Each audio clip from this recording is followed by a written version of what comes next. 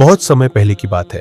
एक भक्त था जिसका नाम रमेश था। वह अत्यंत साधारण था, लेकिन उसकी भक्ति अपरंपार थी। उसका हृदय भगवान राम के प्रेम में इस कदर डूबा हुआ था कि वह अपने जीवन की हर एक सांस को भगवान की आराधना में अर्पित कर देता था। रमेश का दिनचर्या राम नाम के जाप से शुरू होता और उन्हीं के भजन में समाप्त होती। वह रामायण का पाठ करता, मंदिर में जाकर भगवान की सेवा करता और हर किसी को राम कथा सुनाने में लीन रहता। उसका विश्वास अडिग था कि जब तक वह राम का स्मरण करेगा, उसके जीवन में कोई कष्ट नहीं आएगा। भगवान राम अपने भक्त की इस निश्चल भक्ति से बहुत प्रसन्न हुए, लेकिन उन्होंने सोचा, क्या सच में रमेश की भक्ति निष्कपट है? क्या वह मुझे सच्चे हृदय से चाहता है या फिर किसी फल की इच्छा रखता है?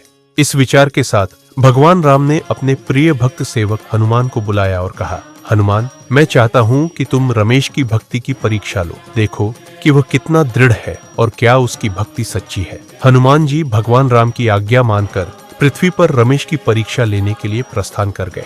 हनुमान जी ने एक व्यापारी का रूप धारण किया और रमेश के गांव पहुंचे। उन्होंने रमेश के पास जाकर कहा, तुम इतनी भक्ति करते हो, लेकिन इससे तुम्हें क्या प्राप्त हुआ? अगर तुम मेरी सहायता करोगे तो मैं तुम्हें धन और वैभव से भर दूंगा। रमेश मुस्कुराया और बोला, धन और वैभव से मुझे क्या लेना देना? मेरे लिए सबसे बड़ा सुख भगवान राम का नाम है। और इस तरह भगवान का सिमरन करने लगा। राम राम जय राजा राम, राम राम जय सीता राम। हनुमान जी मन ही मन मुस्कुराए और आगे की परीक्षा की योजना बनाई। इस बार हनुमान जी ने रमेश के जीवन में कठिनाइयां उत्पन्न की। उनके खेत सूख गए, भोजन की कमी होने लगी और गांव वाले भी उनकी सहायता करने से मना करने लगे।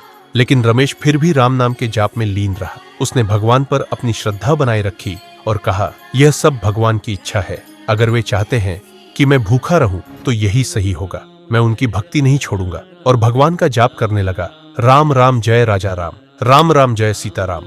हनुमान जी यह देखकर अत्यंत प्रसन्न हुए, लेकिन अभी भी अंतिम परीक्षा शेष थी। अब हनुमान जी ने एक राक्षस का रूप धारण किया और रमेश के सामने प्रकट हुए। उन्होंने कहा, अगर तुम राम का नाम छोड़ दो तो मैं तुम्हें जीवित रहने दूंगा। रमेश हंसते हुए बोला, मेरे लिए राम नाम से बड़ा कुछ नहीं। अगर मुझे मरना भी पड़े तो भी मैं राम का नाम नहीं छोड़ूंगा। इतना कहकर वह भजन करने लगा, राम राम जय राजा राम, राम राम जय सीता राम। हनुमान जी यह देखकर इतने भाव विभोर हो गए कि वे अपनी लीला भूल गए।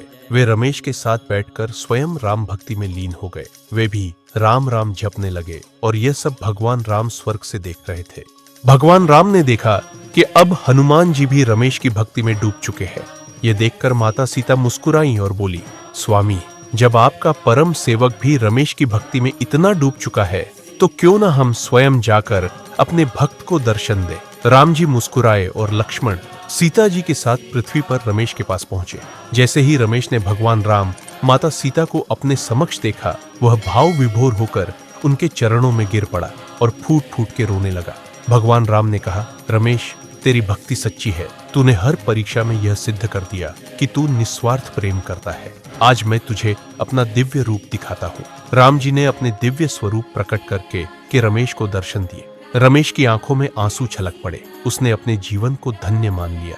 भगवान राम ने रमेश को आशीर्वाद दिया और कहा, अब तू सदा मेरे धाम में रहेगा। तेरी भक्ति का गुणगान सदा इस धरती पर किया जाएगा।